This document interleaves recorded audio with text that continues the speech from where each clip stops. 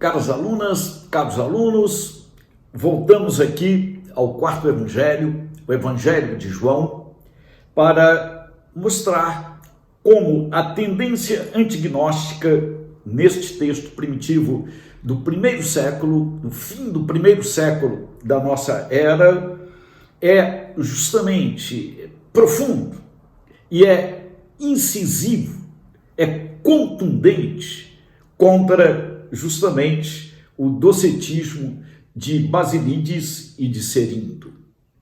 Como este texto se nos apresenta na sua estrutura, não é? E essa estrutura é uma estrutura de confronto com relação à gnose, e é de confronto com relação justamente ao docetismo.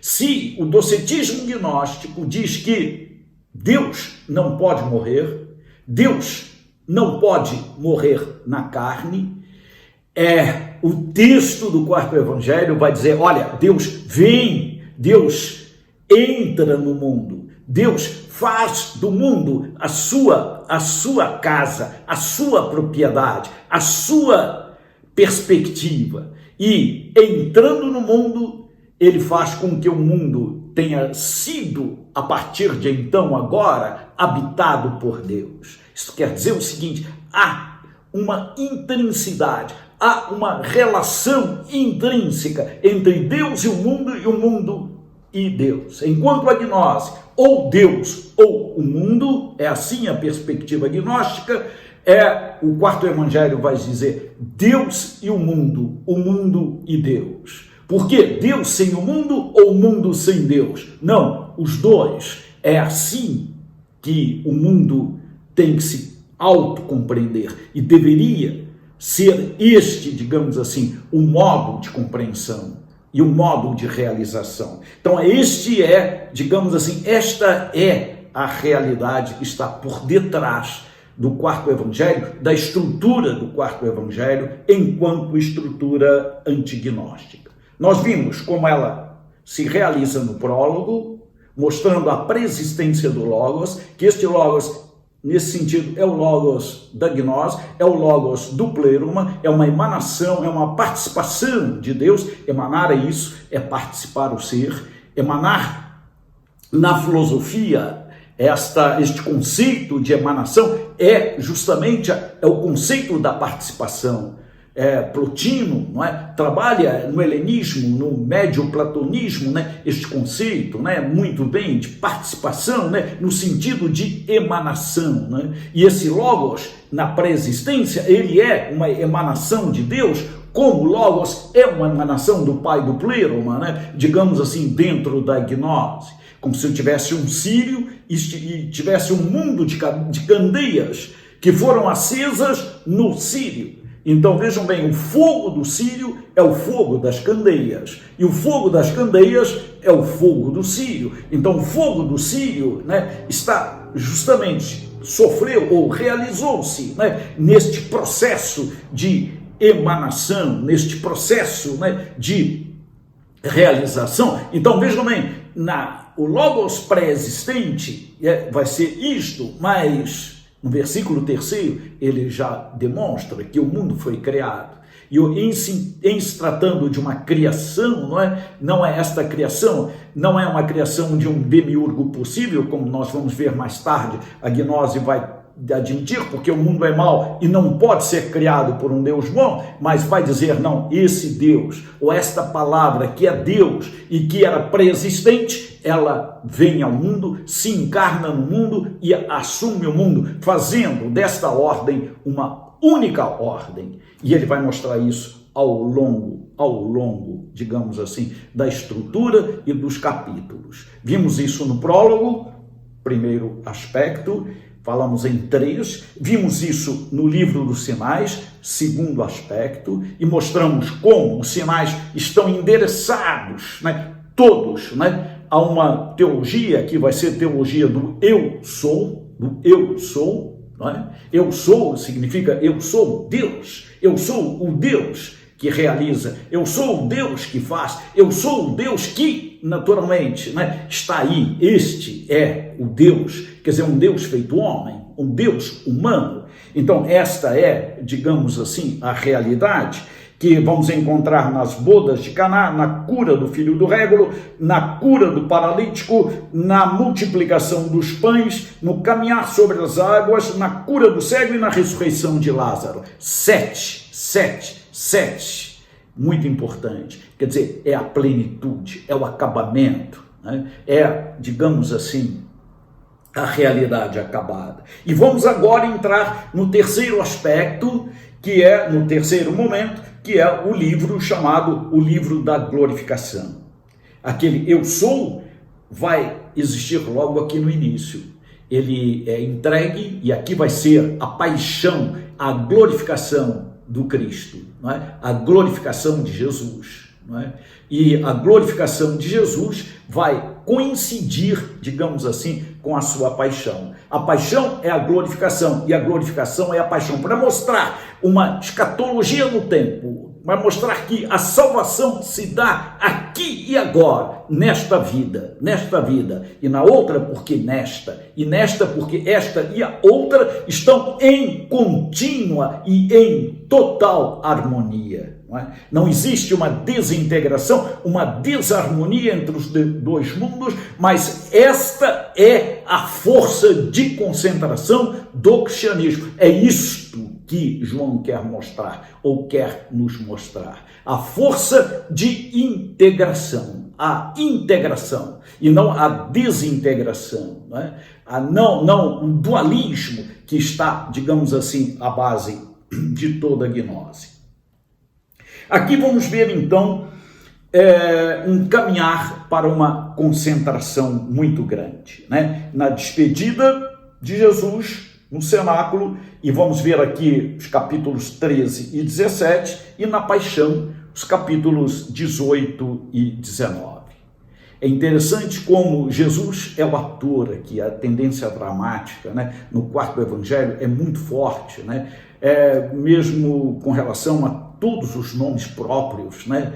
Porque justamente o drama é feito de nomes próprios, é feito de pessoas, né? É feito de pessoas concretas, né? E esse drama tem em Jesus, digamos assim, né? Na sua qualidade literária, digamos assim, o grande personagem, o grande protagonista, o eu sou, né? O eu sou protagonista. Ele é interessante que ele não é entregue, aqui ele se entrega. No início da paixão, quando perguntam a quem procurais? A Jesus de Nazaré, e ele diz, eu o sou, eis-me aqui, é isso, não é? E volta de novo, né? Aquela perspectiva que é a perspectiva, digamos assim, né? De Jesus como o Senhor absoluto do tempo, o Senhor absoluto da realidade, e esta força, de novo, de integração. É interessante no processo, vamos olhar o processo um pouquinho. Aqui, Pilatos, né, é quem orienta o processo, é quem dirige o processo, e é interessante que Pilatos entra 3 vezes e sai 6 vezes. É um entra e sai, chamado entra e sai de Pilatos no julgamento de Jesus. Isto só existe no quarto evangelho, no sentido de se mostrar. Pilatos entra, Pilatos entra, Pilatos entra, Pilatos sai, Pilatos sai, Pilatos sai. Não é? Isso é muito claro. Quer dizer, 3 entradas e 3 saídas são 6. Né? E o 7º, o meio termo, quer dizer, o ponto central. Né? No ponto central, né, entre as entradas e saídas de Pilatos, está o ecce homo, eis o homem. Quer dizer, aquele momento que ele apresenta Jesus transfigurado, Jesus, enfim, né, com a sua, digamos, coroa de espinhos, ensanguentado, transfigurado, e ele mostrando, né, este é o Deus de vocês. Quer dizer, e ele se deixa mostrar assim, né, como o Deus que veio para nos salvar, não é? Então vejam, né, que extremamente concreta esta realidade, extremamente incisiva esta realidade divina e humana, humana e divina, as duas ordens naturalmente aqui se integrando, né? Se deixando integrar. Não é?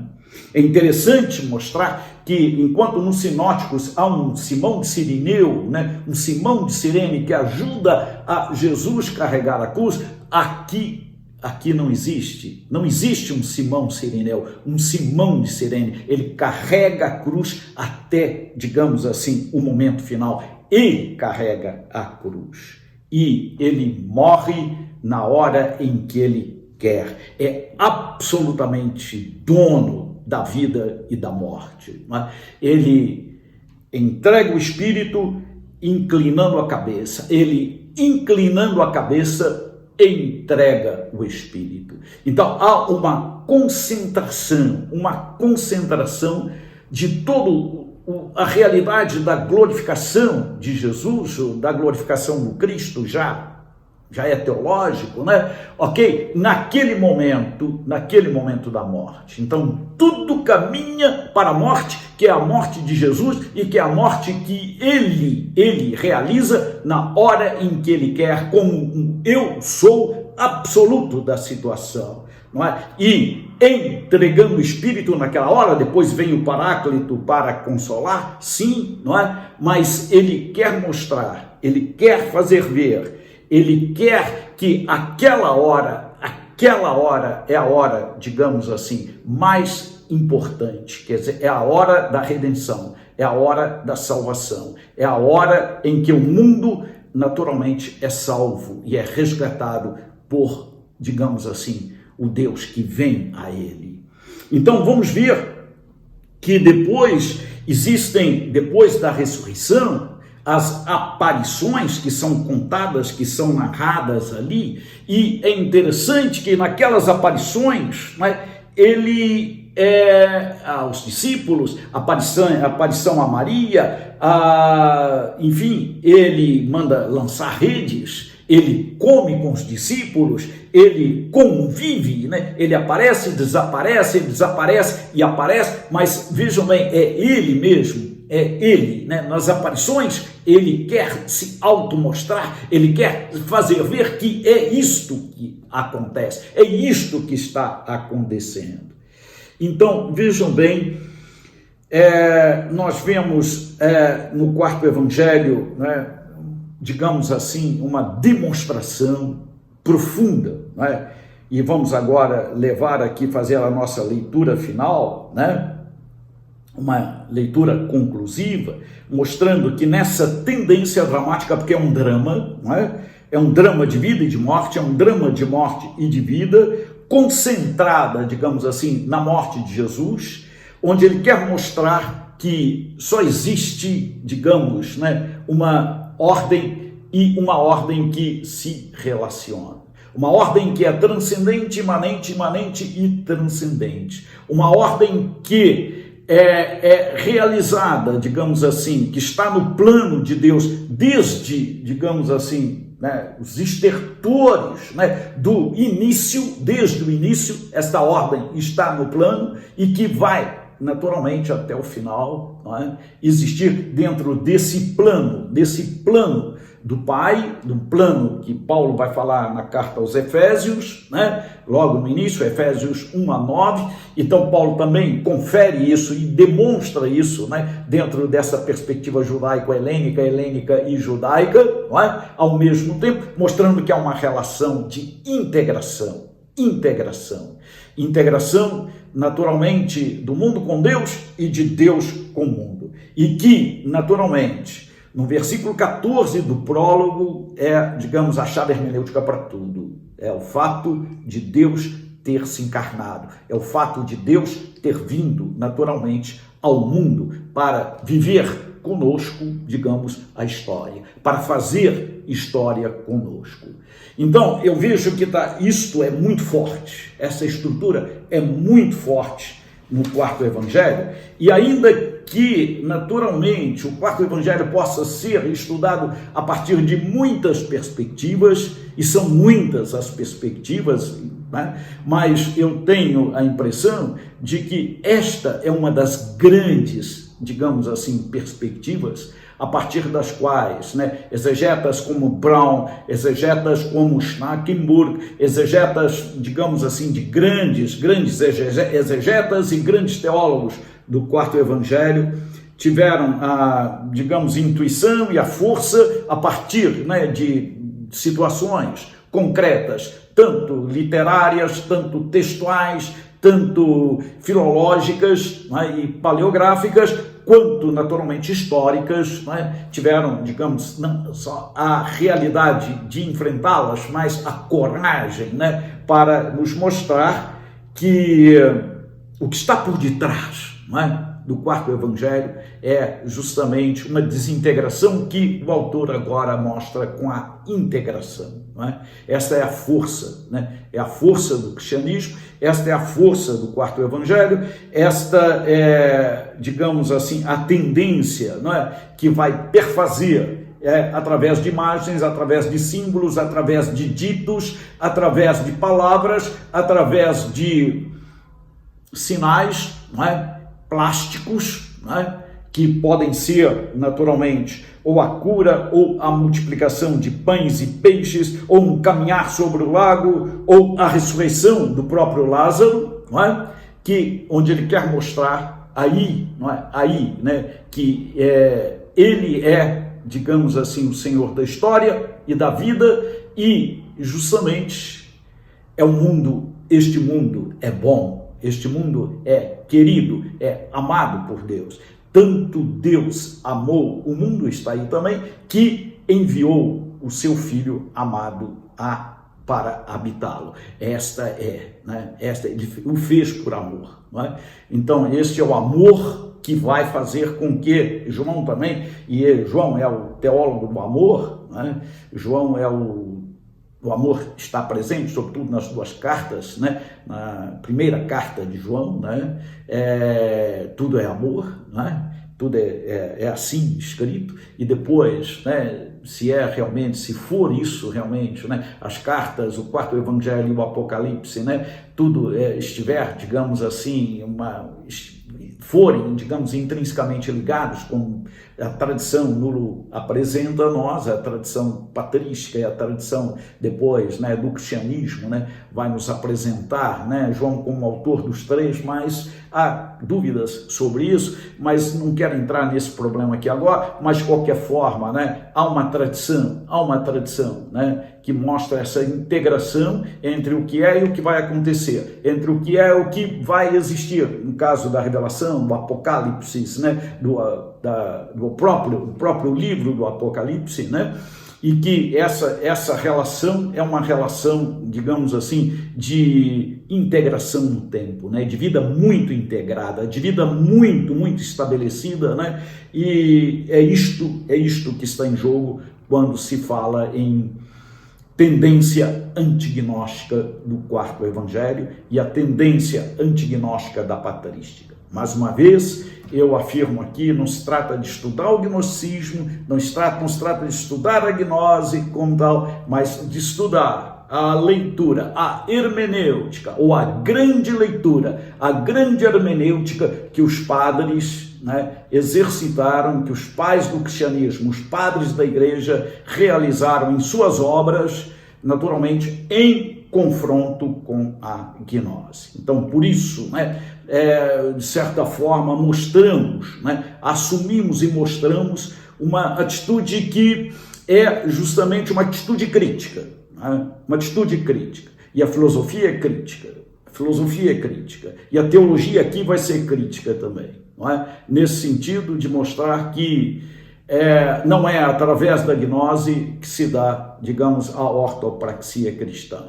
Então é um pouco isso, e a filosofia vem para mostrar isso, ainda que a filosofia se exerça também na própria realidade do gnosticismo. Eu diria que o gnosticismo é uma digamos assim, mundividência, uma visão de mundo interdisciplinar, não é? Nós diríamos hoje, não é? Quer dizer, ele pode ser visto de diversos modos, né? E em exercitando essa maneira interdisciplinar de olhar, de ver, este olhar interdisciplinar, quer dizer, uma perspectiva é esta, quer dizer, a leitura que a grande patrística que os padres fizeram do gnosticismo, que é a leitura antignóstica. Por isso, né? Porque enquanto o gnosticismo ele é, digamos assim, um fenômeno de desintegração, quer dizer, é um dualismo que no fundo é um monismo, isso nós vamos ver depois, é um dualismo sim, mas que no fundo é um só e o outro deixa de existir, não é? Porque se é este, então este não existe, ou Deus ou o mundo, então é só Deus. E ainda que esteja no mundo, mas é Deus, né? O mundo deixa de existir, digamos assim, com a sua complexidade, com a sua estrutura, digamos, autônoma, não é? Para só uma realidade existir, ou, naturalmente, nada existe. É um mecanismo de projeção, como nós vamos ver na próxima aula. Muito obrigado.